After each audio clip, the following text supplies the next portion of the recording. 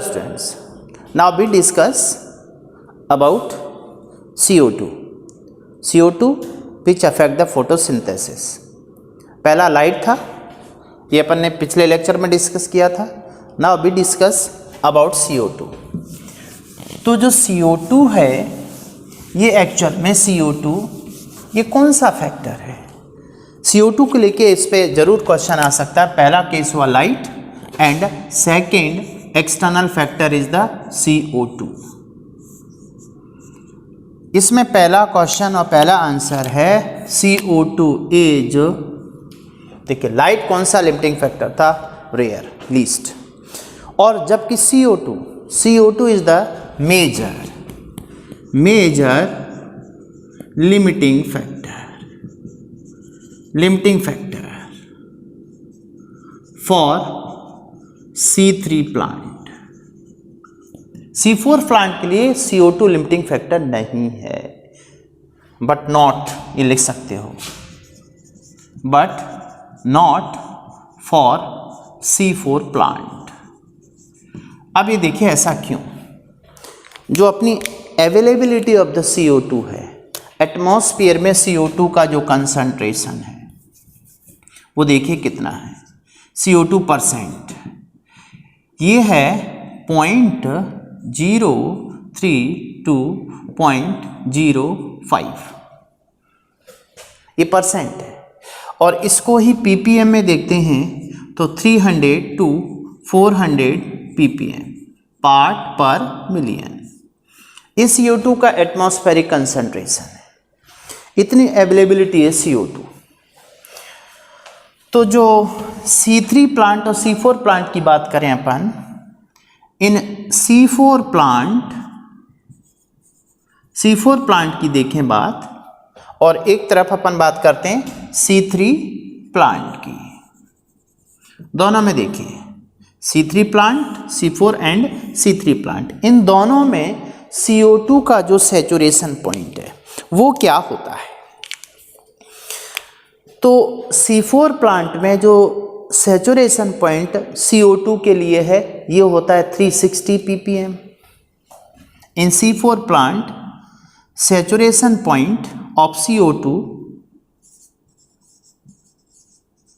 Saturation point for CO2 ये है 360 ppm, और C3 प्लांट में होता है 450 ppm।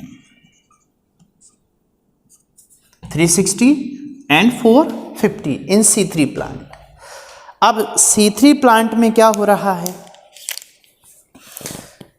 कि C3 प्लांट में जो 450 ppm है, इट मीन्स यहाँ पर जो C4 प्लांट है और C3 प्लांट है, इन दोनों में अपन बात करते हैं कि किस तरह से C3 प्लांट में CO2 एक लिमिटिंग फैक्टर है। ये बात अपन पहले ही लिख चुके हैं फॉर द C3 प्लांट। अब इसको प्रूव करके देखते हैं। देखिए जनरली 0.03 से 0.04 तक है। अब मान के चलिए इफ, अब देखिए यहां पर अपन बात करते हैं इफ CO2 कंसंट्रेशन इंक्रीज, और इंक्रीज अपन ने बहुत कम किया, 0, ये था 0.05 कर दिया, 0.04 तक तो ऑलरेडी है। अब अपन ने लिटिल थोड़ा सा बढ़ाया, 0.05 किया। तो ऐसे केस में क्या होगा? जब CO2 का कंसंट्रेशन बढ़ेगा तो CO2 अवेलेबिलिटी ज़्यादा होगी तो rate of the photosynthesis increase हो जाएगी, क्योंकि C3 प्लांट में मीजोफिल सेल्स CO2 को फिक्स करती है RUBP के थ्रू। रूबिस्को एंजाइम हेल्प करता है इसमें।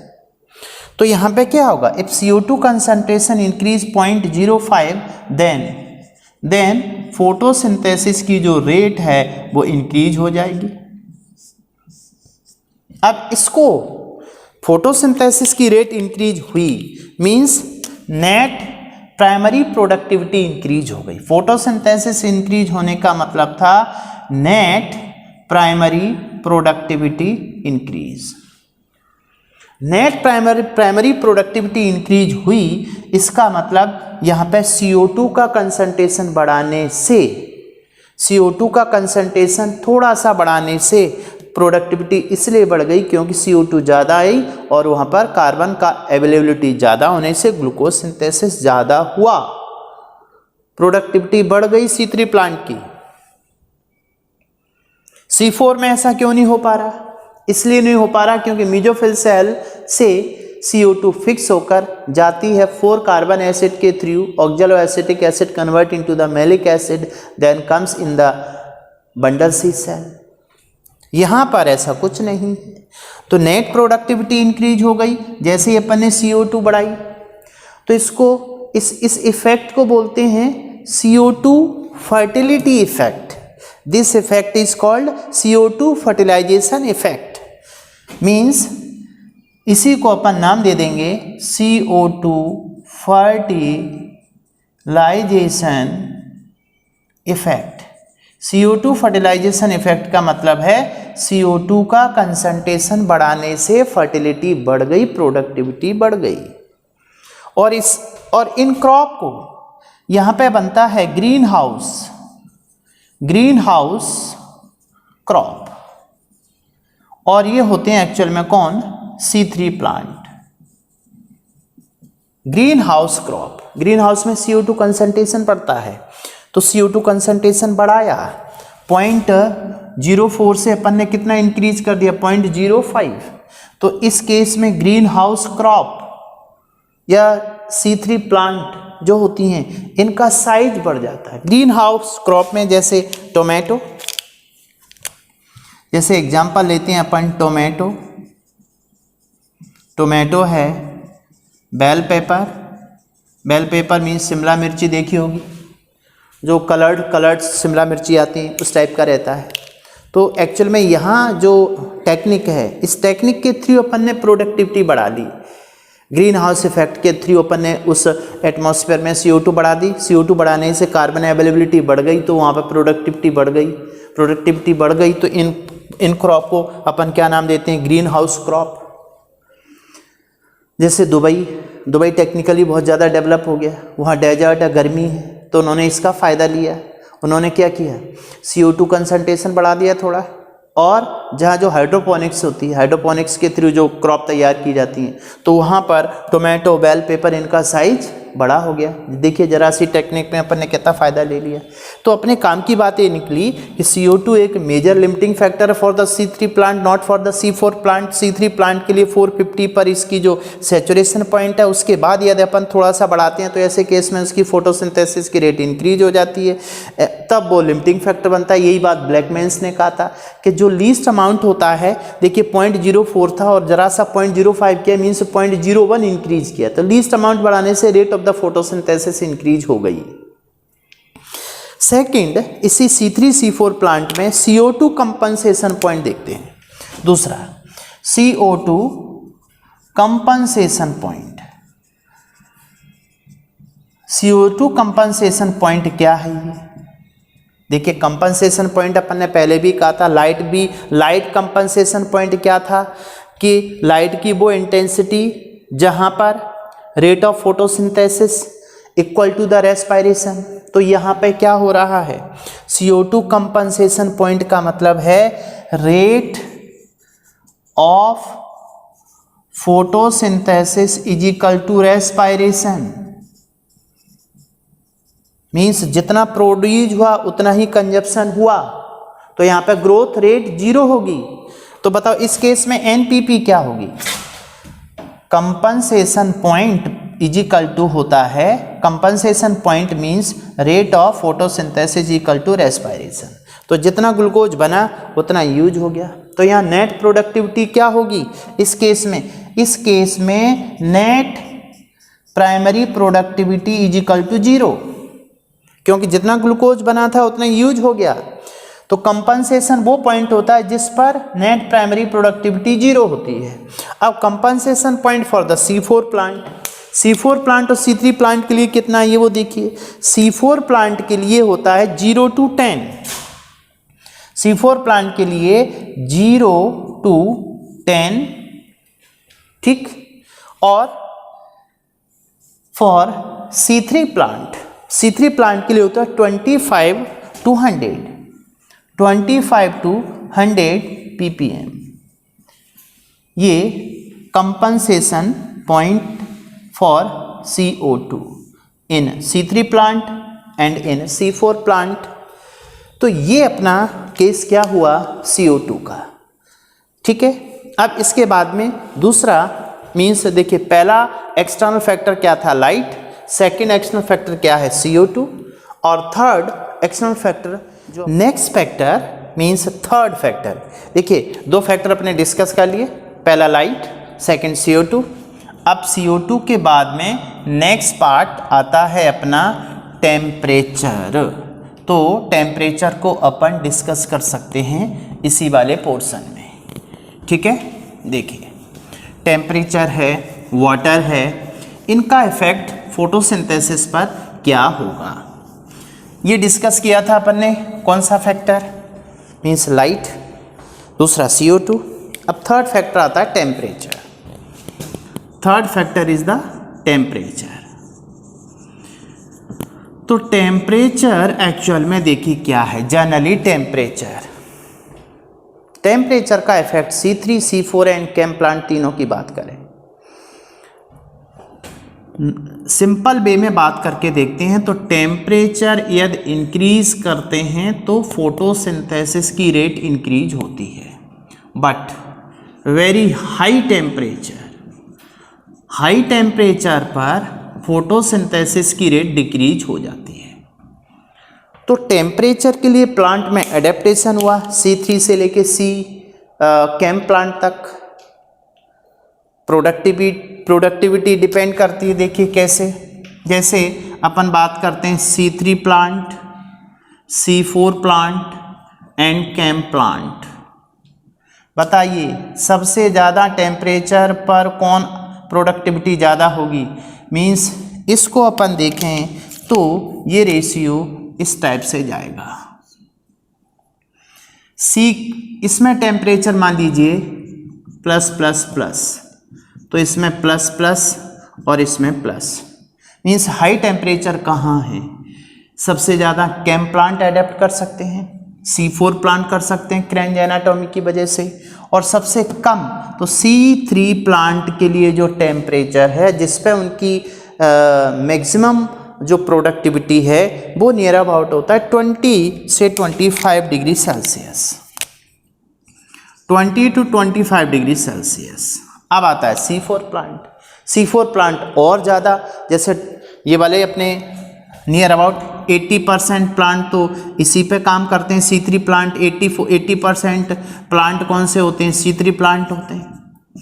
फिर ये जो C4 प्लांट होते हैं इनके लिए टेम्परेचर की बात करें तो ये हाई टेम्परेचर पर एडेप्टेड होते हैं, इनमें क्रेंज एनाटॉमी डेवलप हो जाती है, और इनका टेम्परेचर 30 to 40 डिग्री सेल्सियस, 30 से 40 डिग्री सेल्सियस पर टेम्परेचर इंक्रीज होता है तो इनकी प्रोडक्टिविटी ज़्यादा होती है। और ये बेसिकली ड्राई ट्रॉपिकल रीजन के लिए अडेप्टेड थे, ये टोटली डेजर्ट के लिए अडेप्ट है केम प्लांट। इनमें जो एसिड बनता है crassulacean acid metabolism, means malic acid night में बनता है, डिपॉजिट होता है वैक्यूल के अंदर, बाद में डे टाइम में स्टोमेटा क्लोज हो जाते हैं और वो मैलिक एसिड से कार्बन डाइऑक्साइड रिलीज होकर के CO2 जो थी वो C3 साइकिल में एंटर करती है। तो इनके लिए टेम्परेचर नियर अबाउट 40 से 50 डिग्री सेल्सियस होता है। तो जनरली अपन ने कहा टेम्परेचर इंक्रीज तो photosynthesis increase, but at very high temperature सभी के लिए अलग अलग केस होगा। तो टेम्परेचर का जो अफेक्ट है वो अपन ने देखा, ठीक है ना। उसके बाद में नेक्स्ट अगला जो फैक्टर है फोर्थ, वो अपन इस वाले पार्ट में ही देखते हैं। Pause. Fourth one is the water, H2O। H2O किस तरह से फोटोसिंथेसिस को अफेक्ट करता है। H2O तो मेन रॉ मटेरियल है CO2 के बाद। ये बेसिकली H2O का क्या होता है, H2O split in the light reaction, ये स्प्लिट होता है।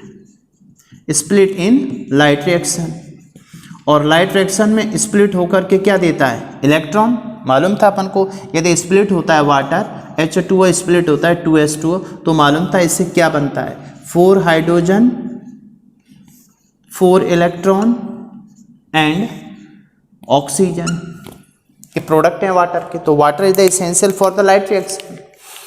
अब मान लीजिए वाटर की डेफिशिएंसी हो जाए, H2O डिक्रीज हो जाए, कम मिले प्लांट को, तो ऐसे केस में दो कंडीशन हो सकती हैं। पहला केस है कि स्टोमेटा ऐसे केस में क्लोज हो जाएंगे, दूसरा लीफ विल्ट हो जाएगी, सिकुड़ जाएगी।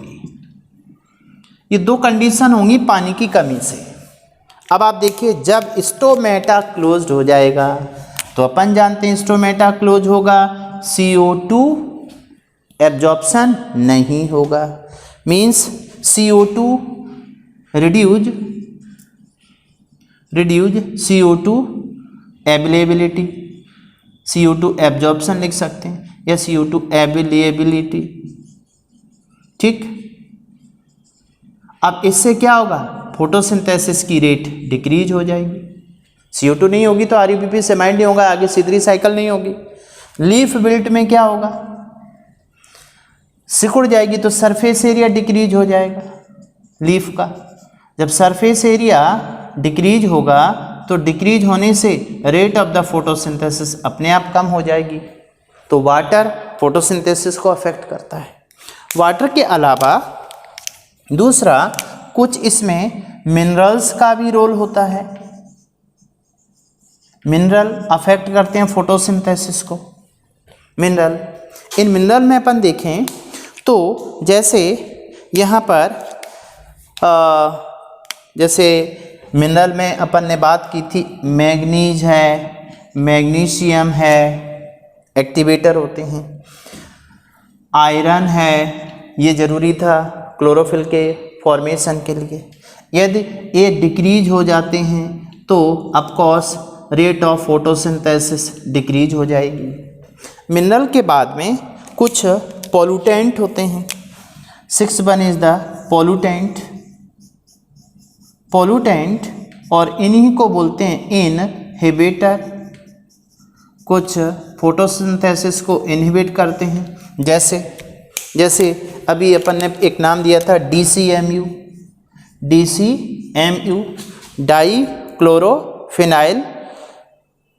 डाइक्लोरोफिनाइल मिथाइल यूरिया, शॉर्ट में याद रखिए।